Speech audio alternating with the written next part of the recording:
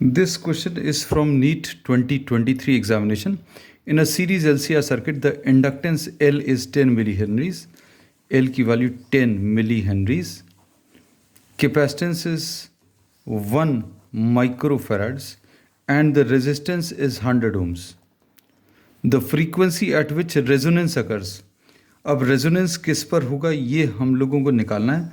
तो अब इसमें आंसर्स में रेडियन पर सेकेंड मतलब ओमेगा भी दिया है और हर्ट्ज मतलब एन भी दिया है. So first of all we'll try to calculate the resonant frequency. This is 1/√LC. अब इसमें अगर अभी हम लोग देखें तो रेजिस्टेंस ये इसका कोई यूज़ नहीं है. 1/√LC. एल की वैल्यू 10 मिली हेनरीज. इसको अभी हम लोग 10/1000 लिखेंगे. इनटू कैपेसिटेंस कितना है 1 माइक्रोफैराड. तो इसको 1 × 10⁻⁻6 लिखेंगे. तो ये कितना आ जाएगा. दिस विल बी 1/√, ये 10⁻⁻6 अपॉन 100 मतलब 10⁻⁻8 आ जाएगा. और ये सॉल्व करने पर 10⁻8 का स्क्वायर रूट 10⁻4 आएगा. मतलब ये 10⁻4 आएगा. ये 10⁻4 रेडियंस पर सेकेंड तो दिया नहीं है, तो ये दोनों ऑप्शन सही नहीं है, सेकेंड एंड फोर्थ.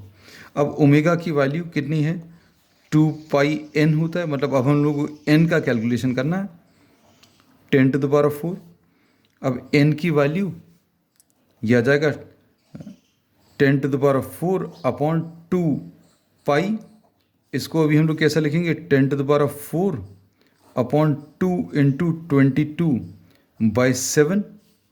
अब इसमें 7 को ऊपर ट्रांसफ़र किया, 7/44 आ गया. ये 10⁻4 को हम लोग ब्रेक कर ले रहे हैं. ये 10 लिखा और 10⁻3 लिख लिया क्योंकि आंसर किलो हर्ट्ज़ में है. तो ये तो किस में किलो में कन्वर्ट हो जाएगा. तो अब ये कितना आ गया 70/44. 10⁻3 को अभी हम लोग किलो हर्ट्ज़ लिख सकते हैं. तो अब इसमें ये 1 पॉइंट कुछ आने वाला है. तो 1 पॉइंट कुछ किलो हर्ट्ज़ कहाँ पर है. तो देखो अब फिर से हम लोग बोलेंगे कि no need of going into exact calculation.